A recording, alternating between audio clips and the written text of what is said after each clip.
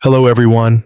Tonight we're going to imagine yourself standing at the edge of a vast, calm lake, its surface reflecting the peaceful sky.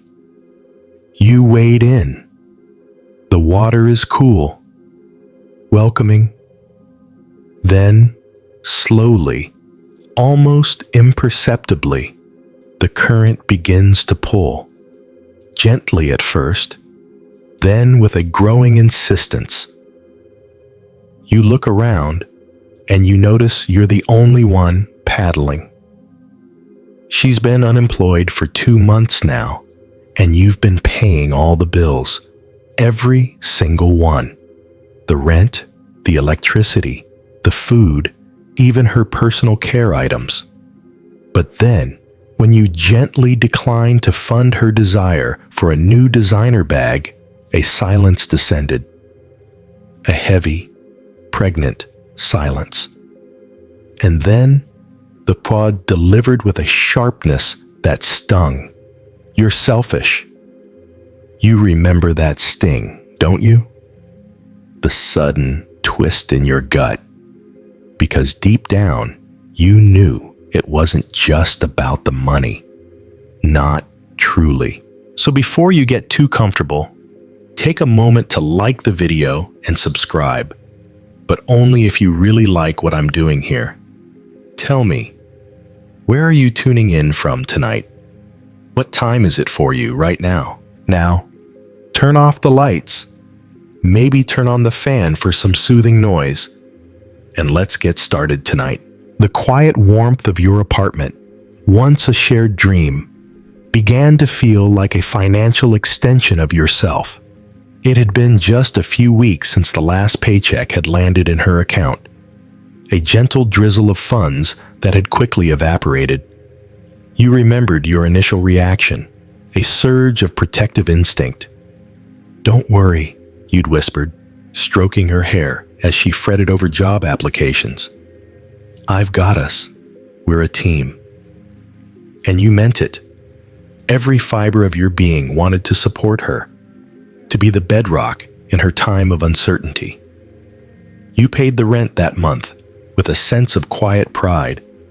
The electricity bill, a mere ripple in your own robust financial ocean. Groceries appeared in the fridge.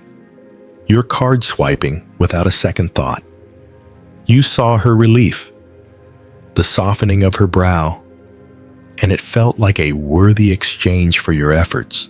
You recalled the historical concept of community support in ancient times, where during lean seasons or personal hardships, tribal members or village residents would often pool resources and offer sustenance to those in need. It was an unspoken contract of mutual aid, a recognition that collective well-being depended on individual support. You felt a similar, albeit modern, echo of this principle at play.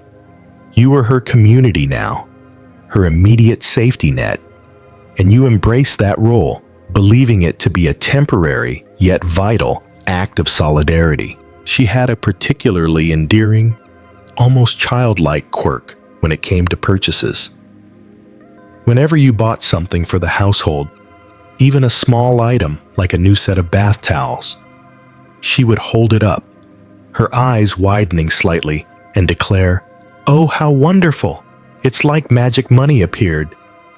It was a charming expression, a whimsical way of acknowledging the new addition, and you'd often chuckle.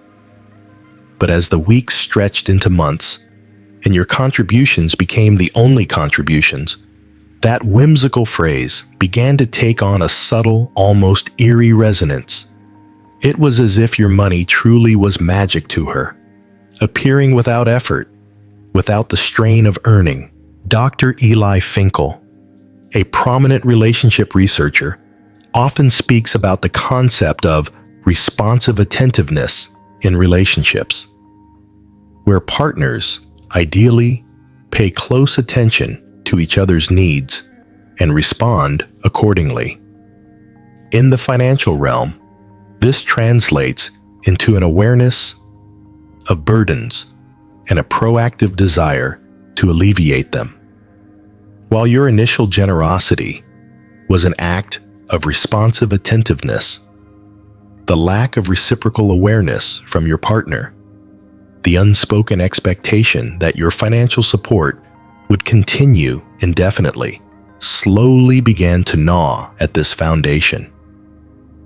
You found yourself wishing for a sign, any sign, that she understood the growing weight on your shoulders, that she saw the subtle lines of worry etching themselves around your eyes. You started to notice the pattern.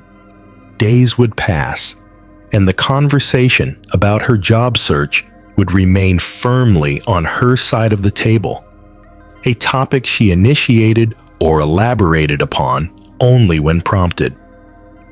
The enthusiasm for applying, for networking, seemed to wax and wane with a rhythm that didn't quite align with the persistent ebb of your bank account.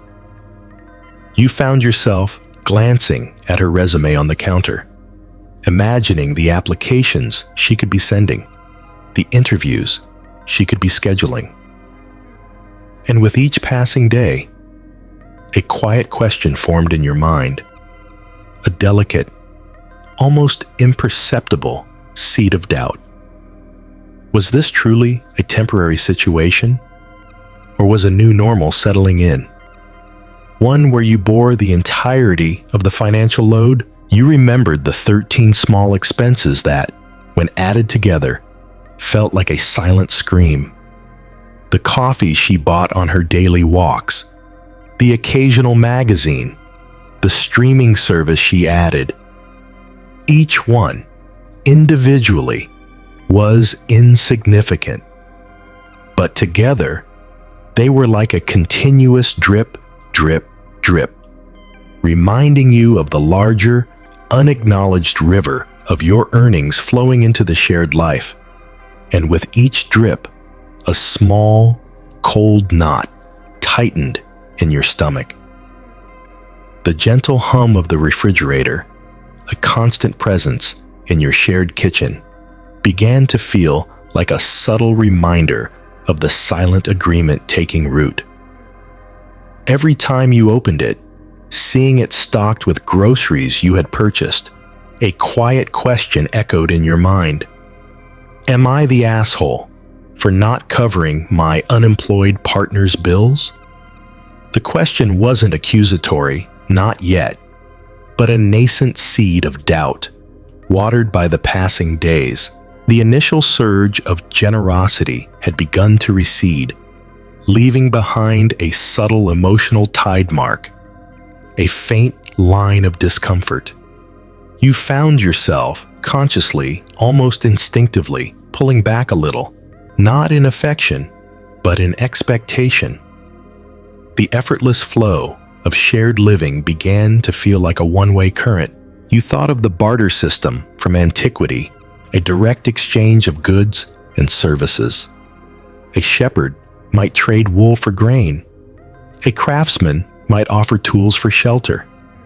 In its essence, it was about immediate, visible reciprocity. Your current situation, however, felt like a constant outflow with no discernible inflow from her side, an unspoken expectation of indefinite one-sided contribution. This historical comparison, though far removed from your modern reality, served to highlight the fundamental human expectation of balanced exchange, even if the currencies were no longer wool and grain, but effort and financial contribution. She had a quirky habit that, in this new context, began to feel like a painful mirror. Whenever you were about to pay for something, especially if it was a significant expense, she would often sigh, a deep, wistful sound, and say, "Oh, if only I had a money tree." It was a light-hearted comment, intended to be humorous, but it began to grate on your nerves. The image of a magical tree, effortlessly sprouting cash, stood in stark contrast to the late nights you put in, the careful budgeting you undertook, the conscious effort involved in earning your income. This seemingly innocent remark started to feel less like a jest and more like an unconscious dismissal of the labor behind the money you were providing. Dr. Lisa Damour, a psychologist specializing in the complexities of young adult relationships, often discusses the concept of perceived fairness as a cornerstone of relational satisfaction. She argues that when one partner perceives an ongoing and unaddressed imbalance in contributions, whether financial, emotional, or in household chores, it erodes goodwill and can lead to silent resentment. You felt this erosion keenly. The warmth in your interactions, while still present, was subtly chilled by the underlying current of perceived unfairness.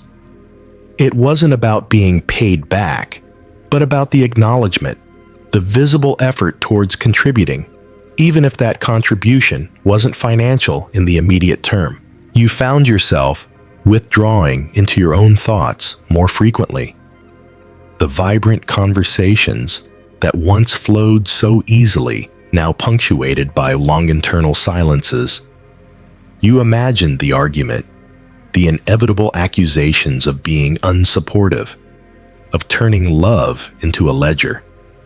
The thought of that confrontation, of shattering the fragile peace, felt almost unbearable. And so, you remained silent, swallowing the bitter taste of unspoken expectations.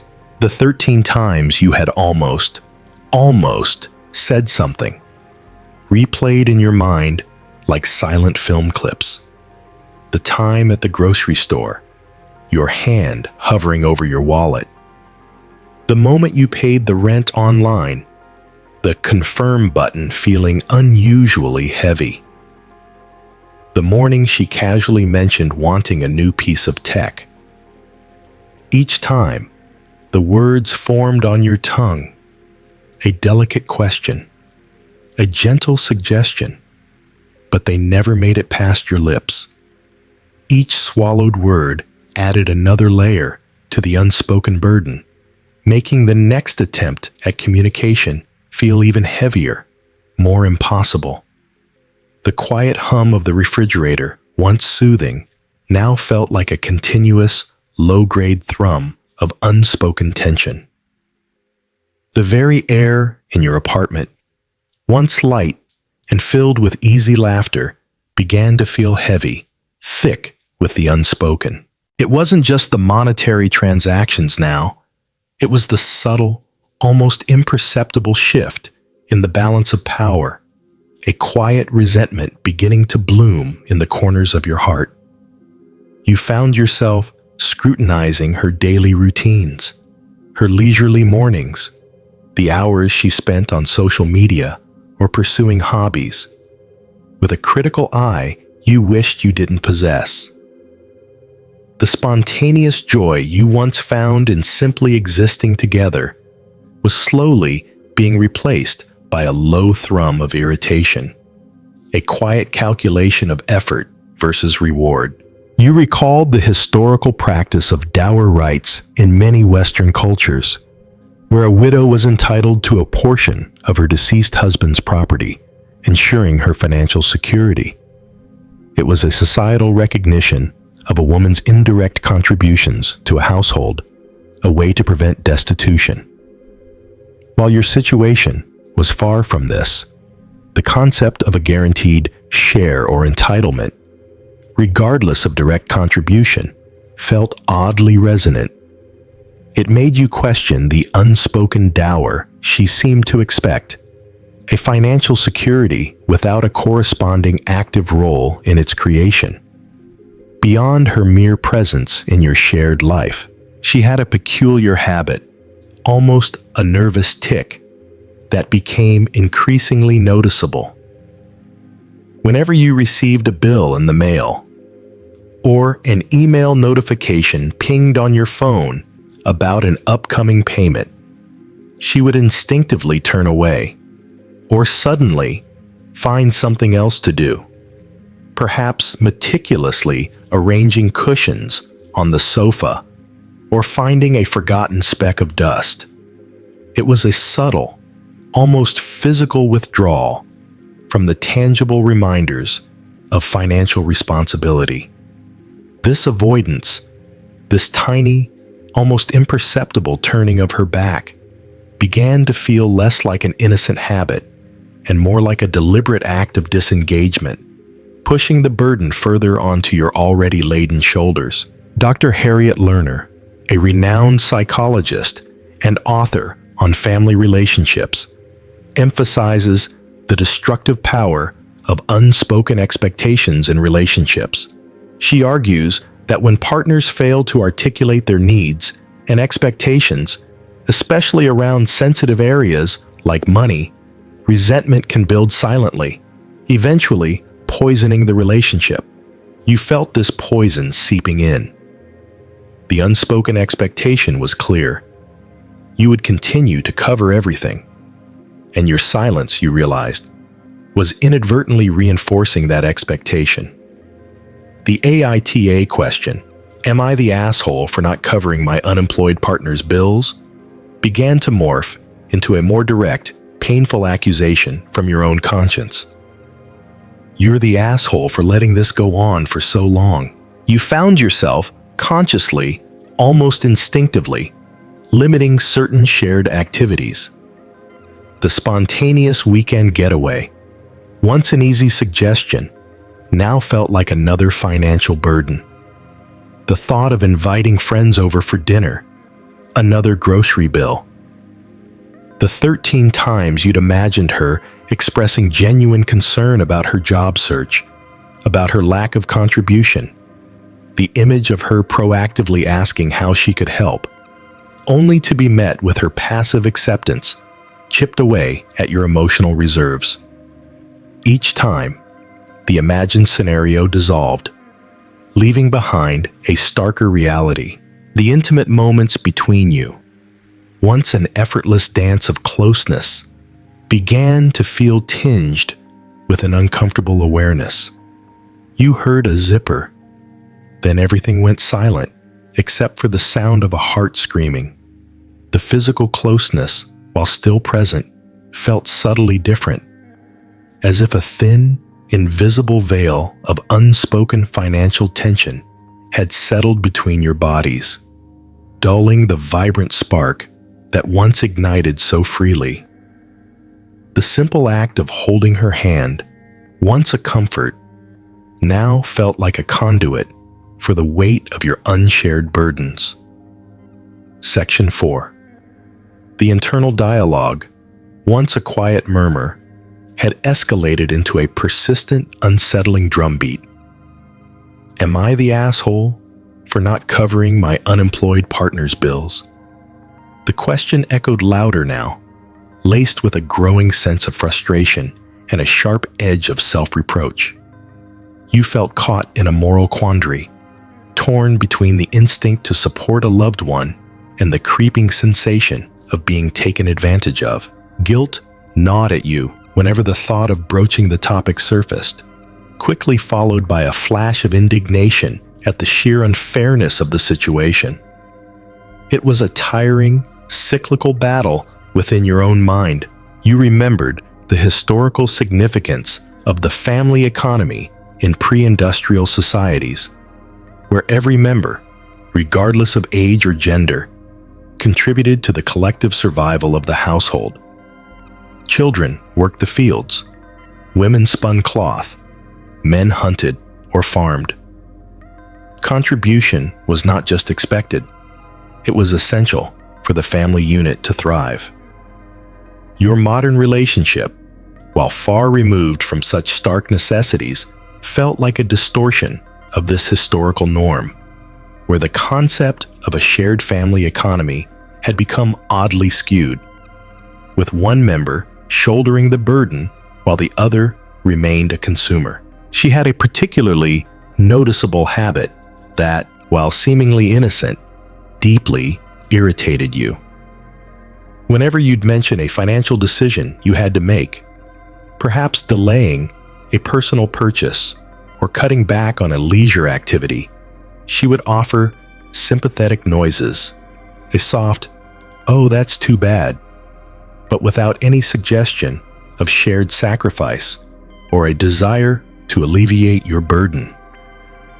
It was as if her emotional support was readily available, but any tangible action to address the financial reality was perpetually out of reach. This emotional sympathy without practical empathy felt like a deep chasm opening between your understanding of partnership.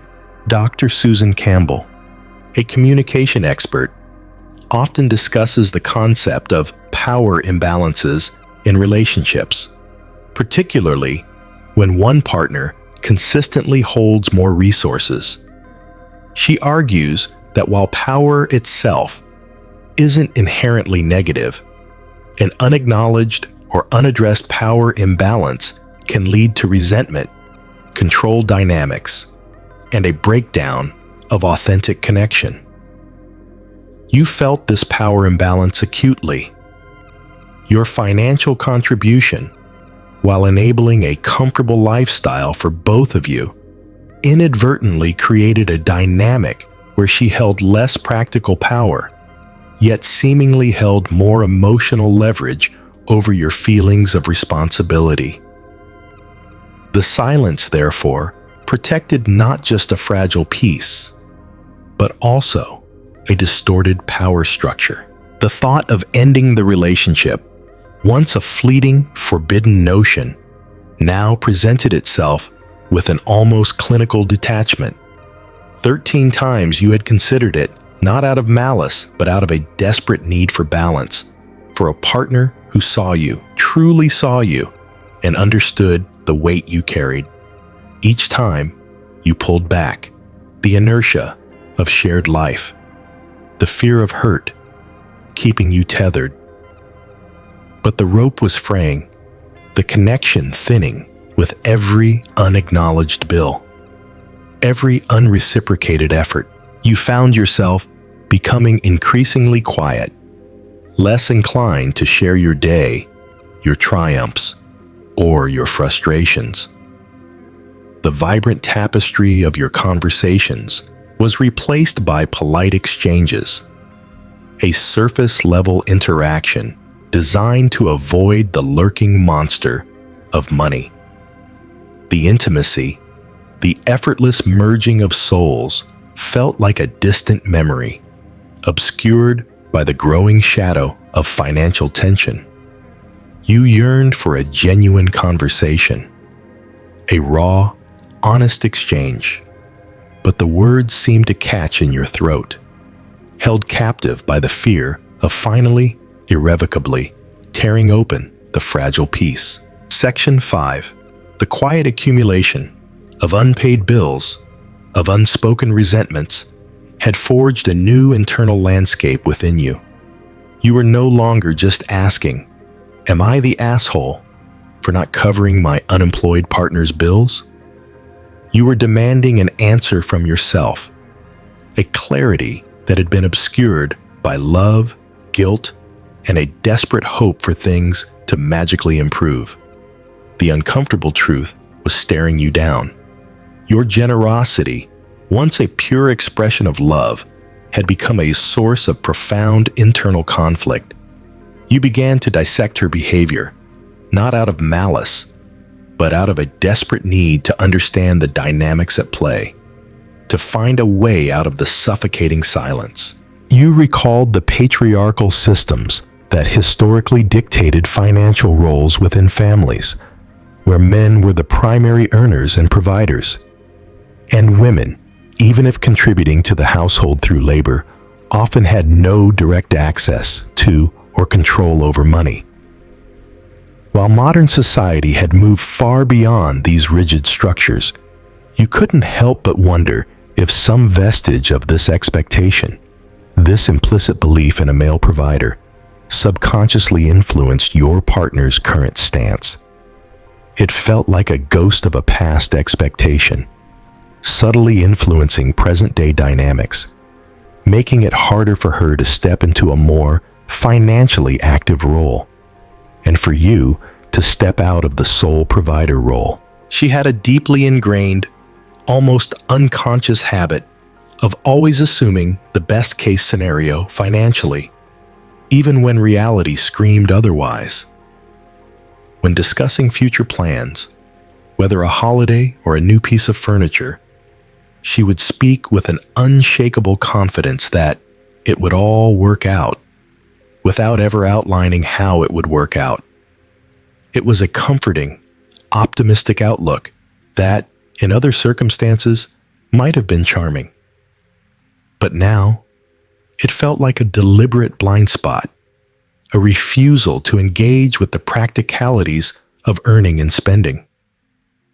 This cheerful disregard for financial constraints began to feel like a heavy burden, as if her dreams were implicitly becoming your financial responsibility. Dr. Gary Chapman, famous for his concept of love languages, also spoke about the implicit expectations of effort within relationships.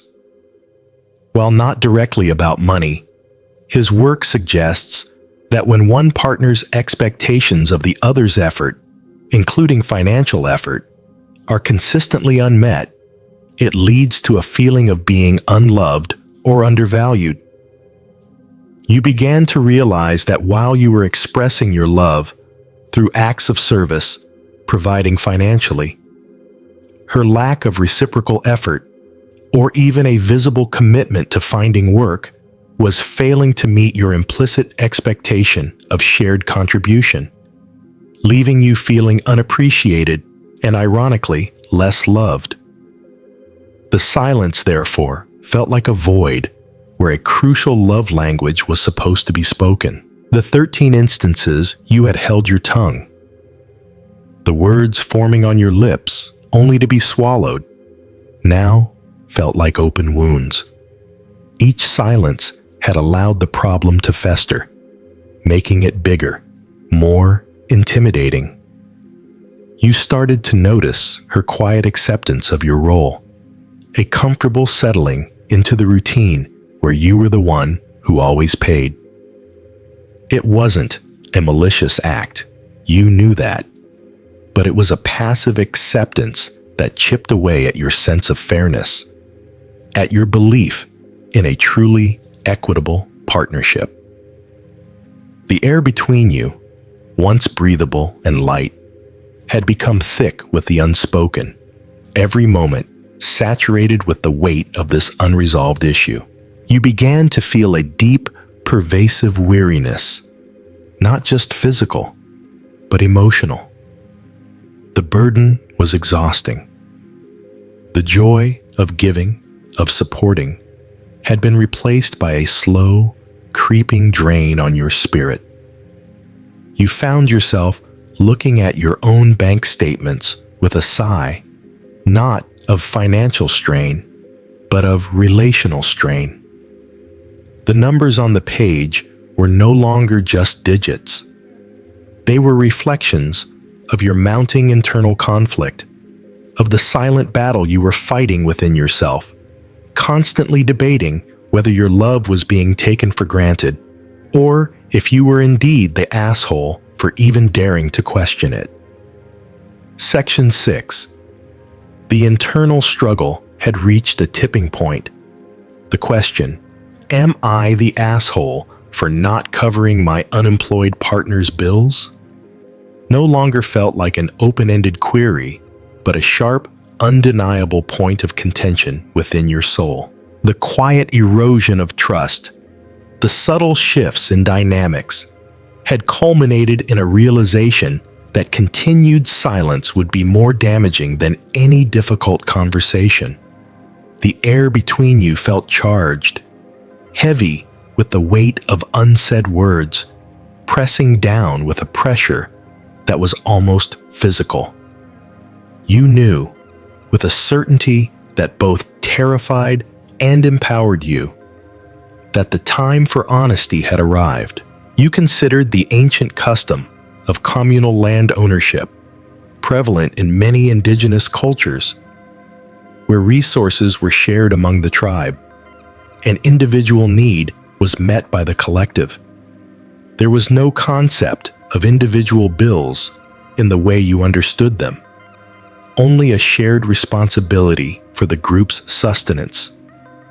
Your modern predicament, with its individualistic financial obligations, highlighted the stark contrast to such communal approaches, where the burden was inherently distributed. Yet, even in such systems, active participation and contribution were expected, a shared effort to maintain the well-being of the whole. Your current situation felt like a solo effort in a relationship that should have been a partnership. She had one last quirky habit that, in this moment of internal clarity, felt like a final, painful piece of the puzzle. Whenever you would successfully navigate a particularly complex or expensive financial task, perhaps haggling for a better internet deal or repairing a costly appliance, she would praise you effusively, almost like a child marveling at a superhero. "You're so good with money," she'd exclaim, or "I don't know what I'd do without you." These compliments, once a source of quiet gratification, now felt hollow, almost condescending. They served as a stark reminder that while she benefited from your financial prowess, she had no active desire to learn, participate, or contribute to that prowess herself. It felt like a deliberate abdication of responsibility, cloaked in admiration. Dr. R. Kelly Crace, a financial psychologist, often explores the concept of financial enmeshment in relationships, where boundaries around money become blurred, leading to unhealthy dependencies and resentment. He argues that while supporting a partner through a temporary hardship is a sign of love, an ongoing, unaddressed imbalance can lead to one partner feeling like a financial parent and the other like a financial child, eroding the adult partnership. You felt the chill of this truth.